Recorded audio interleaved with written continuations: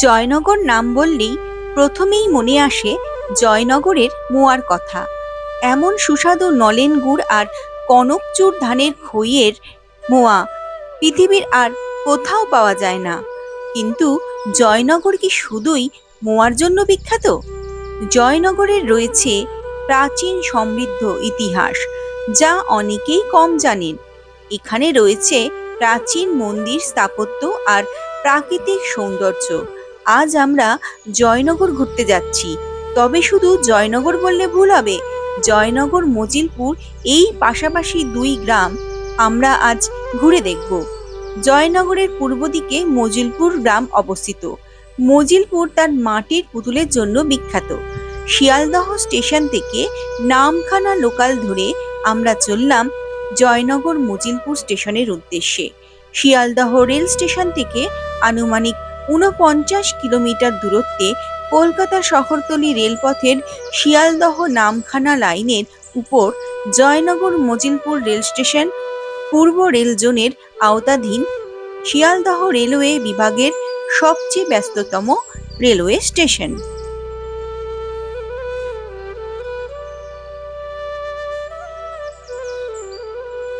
জয়নগর মজিলপুর সড়কপথেও গাড়ি করে আসতে পারেন।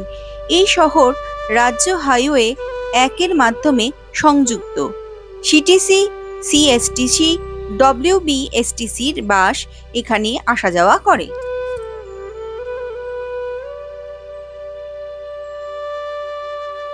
বয়সে জয়নগর প্রাচীন আর মজিলপুর নবীন গ্রাম। নিমতা গ্রামের কবি কৃষ্ণরাম দাসের লেখা রায়মঙ্গলে জয়নগর গ্রামের উল্লেখ পাওয়া যায়। একসময় গঙ্গা এই স্থানের পাশ দিয়ে বয়ে যেত, পরে তার গতিপথ বদল করে।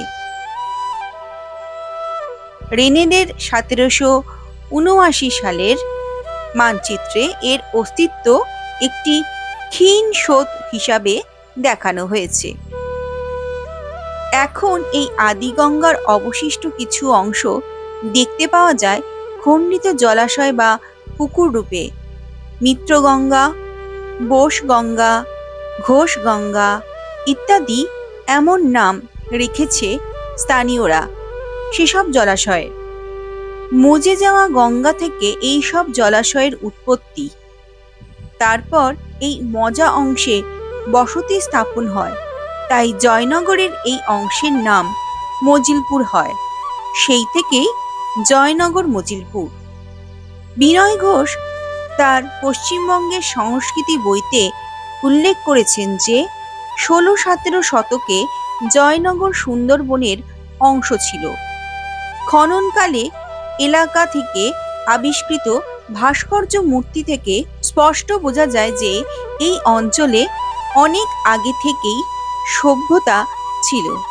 এর মধ্যে ১০ম শতাব্দীর ২ বাহু বিশিষ্ট ভৈরব মূর্তির একটি খণ্ড উল্লেখযোগ্য। বর্তমানে এটি কলকাতার বেহালার রাজ্য প্রত্নতাত্ত্বিক জাদুঘরে সংরক্ষিত আছে। মজিলপুরে স্থানীয় প্রত্নতাত্ত্বিক কালিদাস দত্তের নামে একটি ছোট জাদুঘর রয়েছে, যেখানে এই সকল প্রত্নতাত্ত্বিক নিদর্শন লক্ষ্য করা যায়। মনে করা হয় জয়নগরে জয়চণ্ডী মূর্তি প্রতিষ্ঠা করেছিলেন গুণানন্দ মতিলাল, আর এই জয়চণ্ডীর দেবীর নাম থেকেই এই স্থানের নাম হয় জয়নগর। ১৮৬৫ সালে পণ্ডিত শিবনাথ শাস্ত্রীর পিতা পণ্ডিত হরনাথ বিদ্যাসাগরের সভাপতিত্বে প্রথম তৈরি হয় জয়নগর টাউন কমিটি। সেই কমিটি গঠনের ৪ বছরের মধ্যেই ১৮৬৯ সালের ১ এপ্রিল জয়নগর পৌরসভা হিসাবে আত্মপ্রকাশ করে, যা দক্ষিণ ২৪ পরগনা সহ সারা বাংলার প্রাচীন পুরসভাগুলোর মধ্যে অন্যতম। দেখতে দেখতে আমরা জয়নগর মজিলপুর স্টেশনে পৌঁছে গেলাম।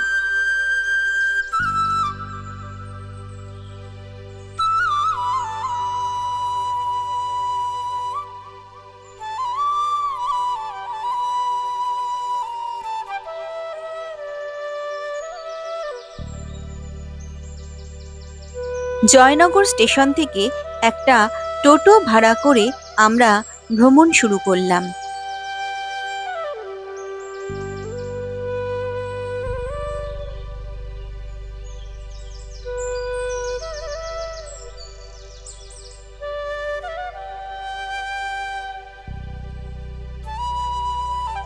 প্রথমেই গেলাম জয়নগরের বিখ্যাত ধন্বন্তরী কালী মন্দিরে। এই মন্দিরে নাকি স্বপ্নাদেশ থেকে পাওয়া ওষুধ দেওয়া হয়, যে ওষুধ খেয়ে অসুস্থ রুগ্ন ভক্তরা সুস্থ হয়ে ওঠেন। ভক্তদের বিশ্বাস, গ্যাস অম্বল থেকে শুরু করে অনেক রোগ দেবীর স্বপ্নাদেশে পাওয়া ওষুধ খেলে নিরাময় হয়। স্বর্গের বৈদ্যরাজ ধন্বন্তরীর মতোই তিনি রোগ সারিয়ে দেন, তাই তার নাম দেওয়া হয়েছে ধন্বন্তরী। ১৬শ-সপ্তদশ শতকে অধুনা মজিলপুরের আদি গঙ্গার তীরবর্তী অঞ্চলগুলো ছিল গভীর জঙ্গলে ঢাকা ও নিরিবিলি। তাই তন্ত্র সাধকরা এখানে গড়ে তুলেছিল শক্তি সাধনার ক্ষেত্র। জনশ্রুতি, বর্তমান মজিলপুর যেখানে, সেখানে ছিল শ্মশান, আর এই শ্মশানে কালী সাধনা করতেন ভৈরবানন্দ নামে এক তন্ত্র সাধক। তিনি মা কালীর স্বপ্নাদিষ্ট হয়ে এখানকার পদ্মপুকুর নামে জলাশয় থেকে প্রাচীন একটি কালী বিগ্রহ পান। বিগ্রহটিকে তিনি তার একটি ছোট্ট কুটিরে প্রতিষ্ঠা করে পুজো শুরু করেন। ইনিই হলেন মা ধন্বন্তরী কালী। বর্তমান মন্দিরের পুরোহিত কালিদাস চক্রবর্তী জানালেন মন্দিরের ইতিহাস প্রসঙ্গে, মন্দিরটি ৩৫০ থেকে ৪০০ বছরের পুরাতন। ধন্বন্তরী হলেন দেবতাদের কবিরাজ, যিনি মরা মানুষকেও বাঁচিয়ে তুলতেন। মায়ের একটি স্বপ্নাদিষ্ট ওষুধ আছে, অব্যর্থ ওষুধ, গ্যাস অম্বল জাতীয় রোগে এটি কাজ করে। সেই ওষুধ খেয়েই সম্পূর্ণ সুস্থ হয়ে উঠত রোগীরা। ওষুধটা ধন্বন্তরীর মতো কাজ দিত বলে সবাই মাকে ধন্বন্তরী বলেই ডাকত। সেই থেকেই মায়ের নাম ধন্বন্তরী। পরবর্তীকালে রাজেন্দ্র চক্রবর্তী বলে এক ব্রাহ্মণ ডায়মন্ড হারবার থেকে মজিলপুরে আসেন।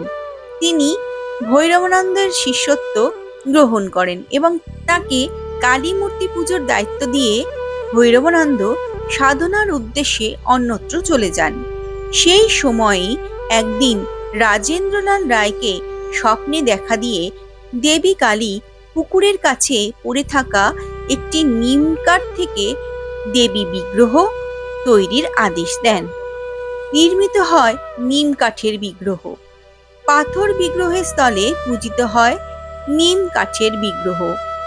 আজও এই নিম কাঠের বিগ্রহ পূজিত হয় মন্দিরে। সঙ্গে সেই প্রাচীন কালী মূর্তিও এখানে পূজিত হয়। রাজেন্দ্র চক্রবর্তীর সাধনায় সন্তুষ্ট হয়ে মা কালী তাকে একটি বাত, গ্যাস অম্বল ও নানান রোগের ঔষধ দিতেন, যা খেয়ে অনেক ভক্ত সুস্থ হয়ে উঠেছিল। ধন্বন্তরীর মতো দেবীর দেওয়া ওষুধ কাজ করত বলে সেই থেকেই কালী বিগ্রহটি ধন্বন্তরী নামে প্রসিদ্ধ হয়। মন্দিরের নাম হয় ধন্বন্তরী কালীবাড়ি। আর এই কালীবাড়ির আদি পুরুষ ছিলেন রাজেন্দ্রলাল চক্রবর্তী। বর্তমানে দেবীর সেই পর্ণকুটির মন্দির নেই, তার বদলে বিশাল মন্দির বানানো হয়েছে।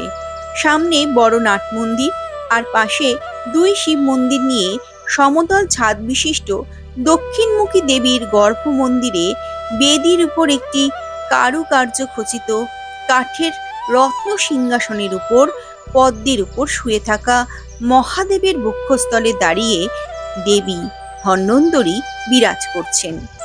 দেবীর গাত্রবর্ণ কালো, তিনি বসন ও অলঙ্কারে ভূষিতা। দেবী এলোকেশী, ত্রিনয়নী, দক্ষিণাকালী। দেবীর এক হাতে রয়েছে খাড়া, অন্য হাতে রয়েছে নরমুণ্ড। দেবী অপর দুটি হাতে বরাভয় প্রদান করছেন।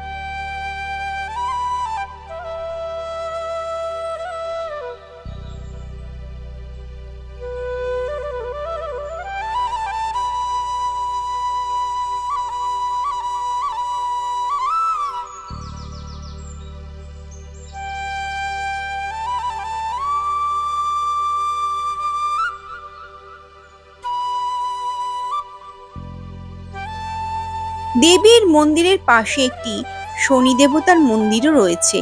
প্রতি শনিবার কালী মন্দিরে হাজার হাজার মানুষ পুজো দেন।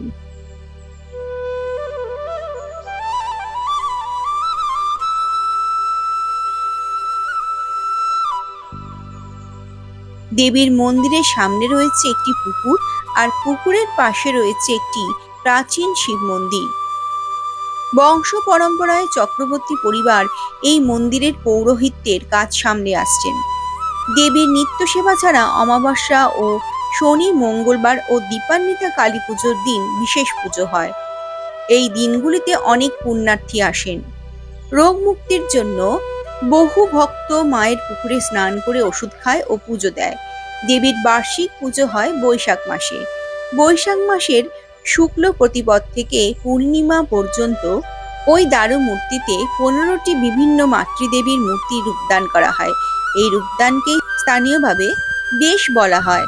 সেই উপলক্ষে যে মেলা হয় তাকে বেশের মেলা বলা হয়। এই বেশের মেলা দেখতে বহু মানুষ দূর দূরান্ত থেকে ছুটে আসেন। এই রূপ পরিবর্তনের তালিকা অনুসারে প্রতিপদ কৌমারী, দ্বিতীয়া বিপত্তারিণী, তৃতীয়া ভুবনেশ্বরী, চতুর্থী গণেশ জননী, পঞ্চমী কৃষ্ণকালী, ষষ্ঠী বারাহী, সপ্তমী নরসিংহী, অষ্টমী সংকটাকালী, নবমী জগদ্ধাত্রী, দশমী জাহ্নবী, একাদশী অন্নপূর্ণা, দ্বাদশী কালিয়া দমন, ত্রয়োদশী ইন্দ্রাণী,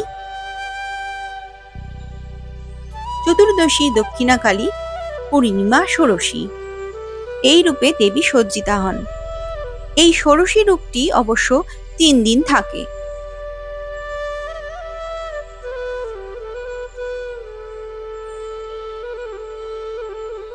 মাকে দর্শন করে এরপর আমরা চললাম আমাদের পরবর্তী গন্তব্যের দিকে।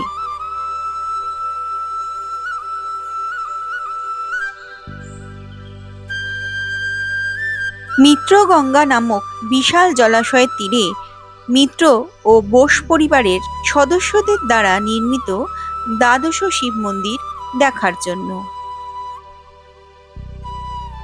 এই মন্দির জয়নগর মিত্র পাড়াতে।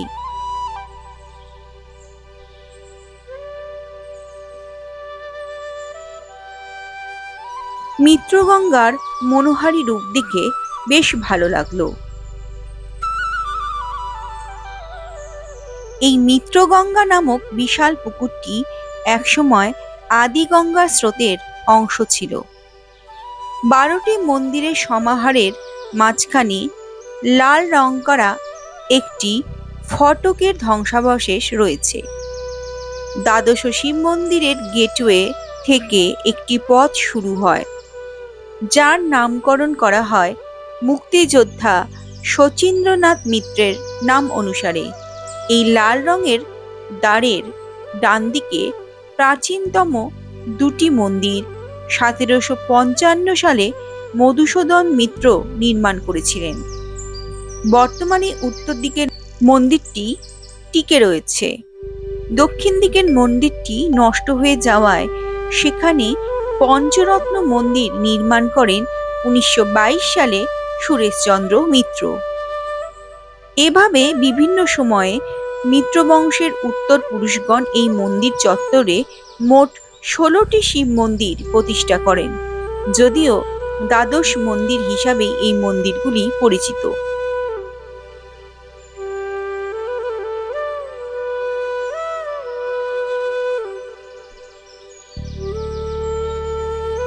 মন্দিরগুলোর মধ্যে সাদা রঙের পঞ্চরত্ন মন্দির ছাড়া বাকি সব মন্দিরই আটচালা ধাঁচের। প্রতি মন্দিরেই বিরাজ করছেন মহাদেব।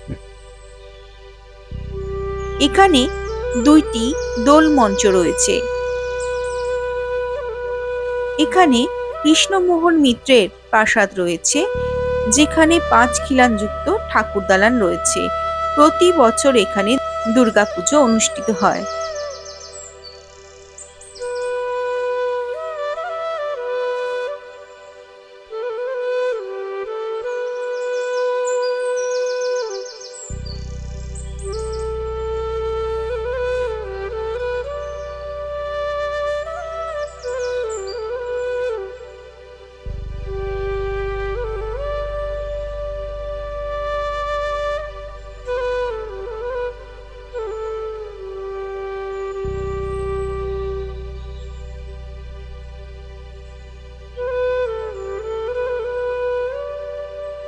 রাস্তার পাশে ক্ষেত্রনাথ মিত্রের সুন্দর প্রাসাদ রয়েছে, যিনি একজন শিল্প অনুরাগী ছিলেন। 2 দিন আগে উল্টো রথ ছিল, তাই মিত্রদের রথও রাখা রয়েছে দেখলাম মন্দির প্রাঙ্গণে। মন্দিরগুলি স্থানীয় মিত্রগঙ্গা ট্রাস্ট কমিটি দ্বারা রক্ষণাবেক্ষণ করা হয়।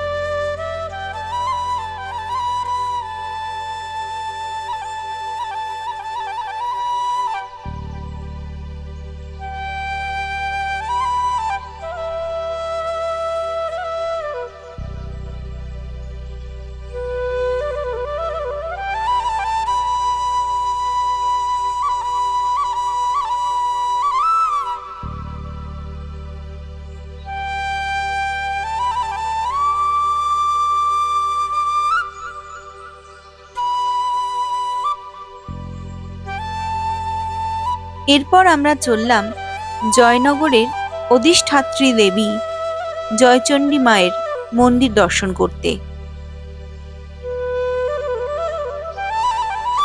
প্রায় 300 বছর আগে জয়নগরে জয়চণ্ডী মাতার মূর্তি প্রতিষ্ঠা করেছিলেন গুণানন্দ মতিলাল।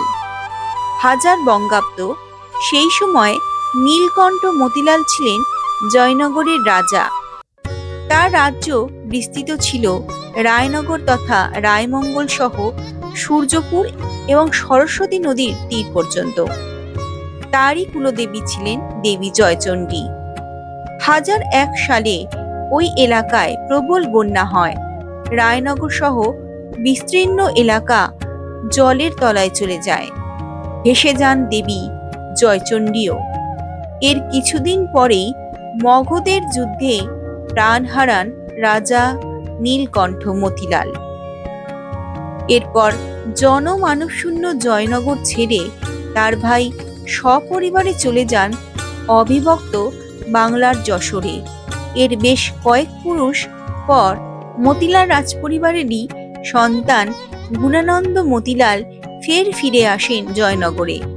জনশ্রুতি, গুণানন্দ ও জনৈক টুনু পণ্ডিত একদিন নৌকা করে আদি গঙ্গা দিয়ে যাওয়ার সময় এক সুন্দরী নারীকে নদীর ধারে একা একা বিচরণ করতে দেখেন।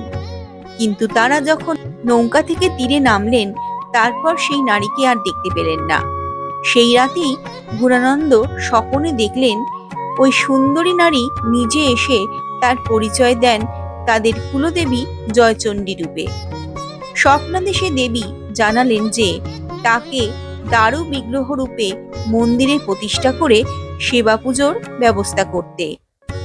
মতিলাল দেবী জয়চণ্ডী সহ হারিয়ে যাওয়া পৈতৃক সম্পত্তি উদ্ধার করে কুলদেবীকে মন্দিরে পুনঃপ্রতিষ্ঠিত করেন। তারপর থেকেই নিয়মিত পুজো হয়ে আসছে দেবীর।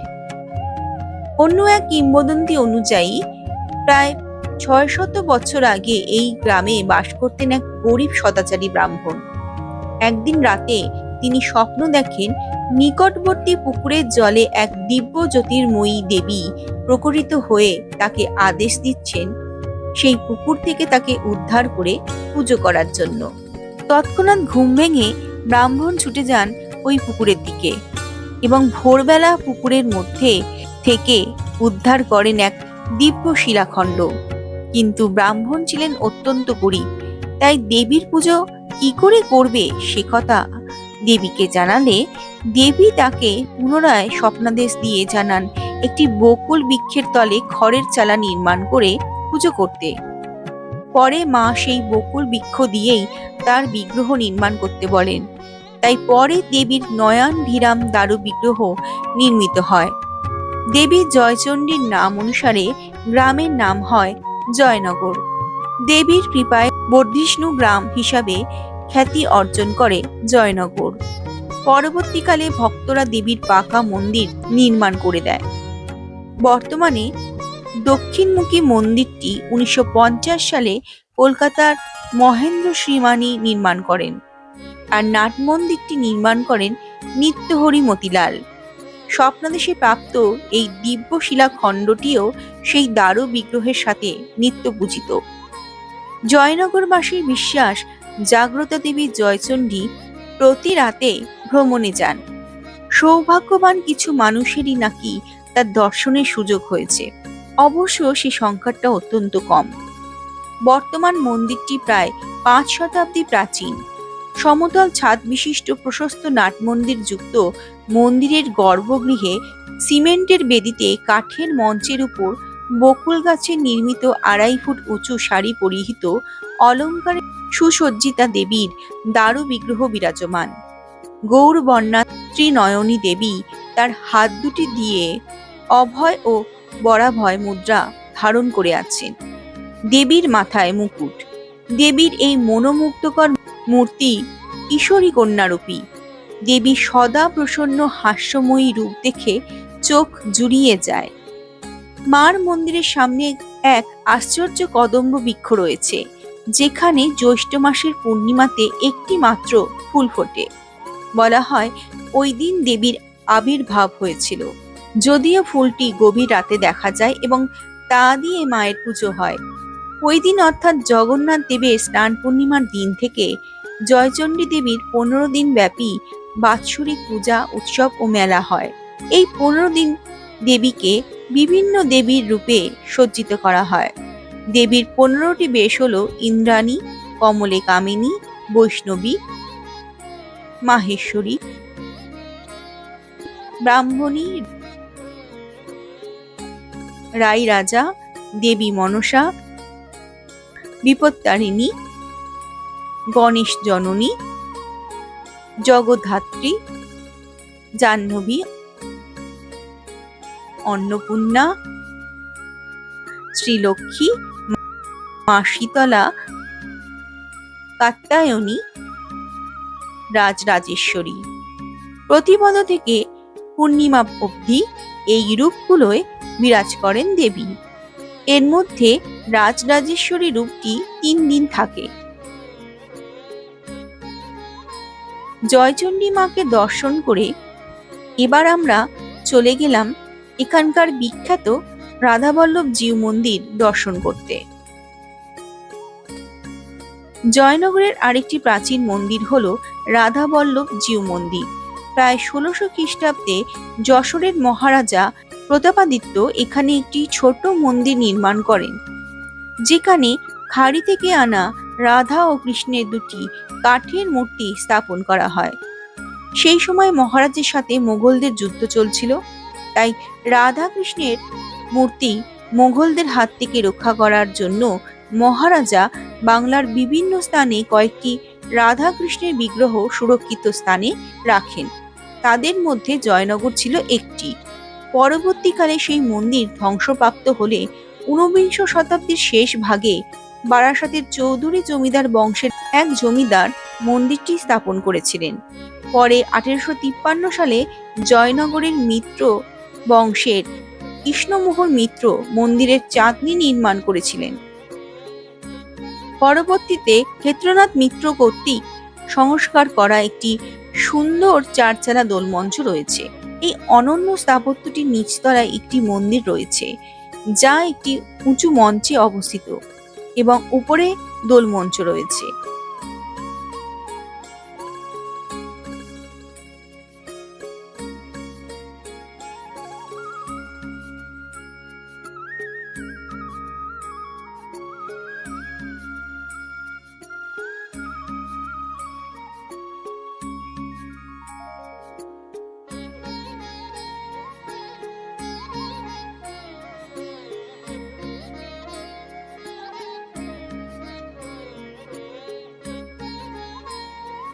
মন্দিরের গর্ভগৃহে 4 ফুট উঁচু রাধা ও কৃষ্ণের অতি সুন্দর যুগল দারু বিগ্রহ রয়েছে। আর এই মন্দিরের পাশেই রয়েছে একটি শিব মন্দির, তার পাশেই রয়েছে একটি পুকুর। এই পুকুর রাধাবল্লভ গঙ্গা নামে পরিচিত, যেটি ছিল একসময় আদি গঙ্গার অংশ। এই পুকুর থেকে এই শিবলিঙ্গকে পাওয়া গিয়েছিল। শ্যামাদাস ঘটক নামে এক ভক্ত এই শিবলিঙ্গটিকে পুকুর থেকে তুলে নিয়ে এই মন্দিরে প্রতিষ্ঠা করেন। এই শিবলিঙ্গের নাম চন্দ্রশেখর শিব। এই রাধাবল্লভজি মন্দিরে দোল ও রাস উৎসবে গোষ্ঠ মেলা খুব ধুমধাম করে পালিত হয়। এখানে পঞ্চম দোল অর্থাৎ দোলযাত্রার পঞ্চম দিন খুব জাঁকজমকের সাথে পালিত হয়। দোল উৎসবের সময় অনেক তীর্থযাত্রী এই মন্দিরে আসেন। পূর্বে রাস উৎসবের গোষ্ঠ মেলার সময় আশেপাশের গ্রামের মন্দির থেকে বিভিন্ন রাধা কৃষ্ণের মূর্তি এনে এই মন্দিরে মহা সমারোহে রাখা হতো, কিন্তু বর্তমানে সেই রীতি আর পালন করা হয় না। জনশ্রুতি মন্দিরের পুকুরের কাছে একটি কদম্ব গাছ রয়েছে, যাতে দোল উৎসবের সময় একটি ফুল ফোটে, যেটি শ্রীকৃষ্ণকে নিবেদন করা হয়। শ্রীকৃষ্ণের প্রিয় ফুল কদম, কিন্তু দোল উৎসব হয় ফাল্গুন মাসে আর বর্ষাকালে কদম ফুল ফোটার সময়, যা কিনা আষাঢ় শ্রাবণ মাসেই ফোটে। তাই এই ঘটনাটি একটি অলৌকিক ঘটনা বটে।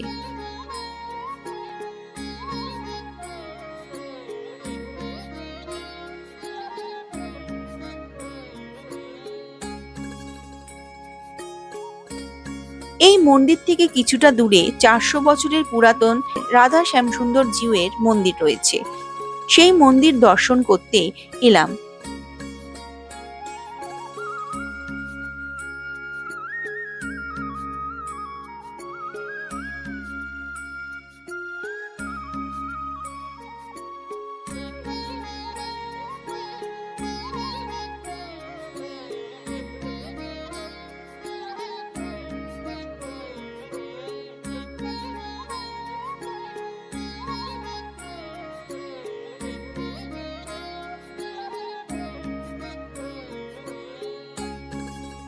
মন্দিরটি আটচালা ধরনের, যার 3টি প্রবেশপথ রয়েছে এবং এটি একটি উঁচু মঞ্চের উপর অবস্থিত। মন্দিরের বাইরে একটি সুন্দর দোল মঞ্চ রয়েছে। রাধাবল্লভ জিউয়ের মতো এই মঞ্চটিও দ্বিতল এবং বেশ সুন্দর। শ্যামসুন্দর জিউয়ের সমতল ছাদের মন্দিরের ভেতরের দেওয়ালে নষ্ট হয়ে যাওয়া ফ্রেস্কো চিত্রকর্মের নিদর্শন রয়েছে।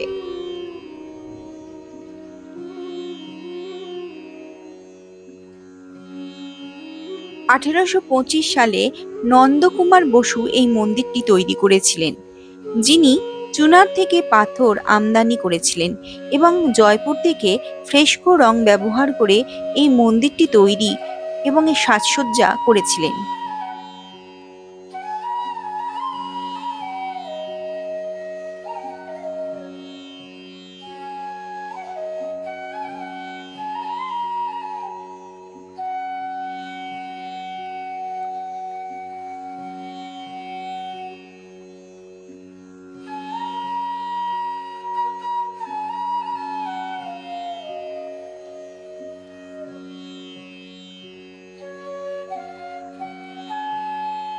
এখানেও রয়েছে রাধা কৃষ্ণের অসাধারণ দারু বিগ্রহ।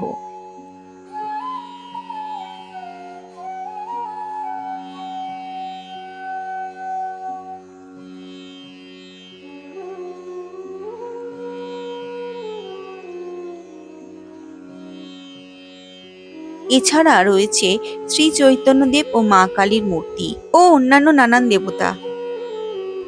এখানে দেবতাদের নিত্য পুজো, নাম সংকীর্তন, আরতি ছাড়াও দোল, রাস, ঝুলন, জন্মাষ্টমী ইত্যাদি উৎসব ধুমধাম করে পালিত হয়। এখানেও প্রতিদিন বহু ভক্ত সমাগম ঘটে। আজকের ভিডিওটি আপনাদের কেমন লাগলো অবশ্যই লাইক কমেন্ট করে জানাবেন, আর ভালো লাগলে অবশ্যই শেয়ার করবেন। চ্যানেলে নতুন হলে অবশ্যই চ্যানেলটিকে সাবস্ক্রাইব করবেন এবং পাশে থাকা বেল আইকনটিকে ক্লিক করবেন, যাতে এখানে কোনো নতুন ভিডিও এলে সবার আগে আপনার কাছে চলে যায়। আজ তাহলে আসি, সবাই ভালো থাকবেন, সুস্থ থাকবেন, আবার দেখা হবে অন্য কোনো ভিডিওতে।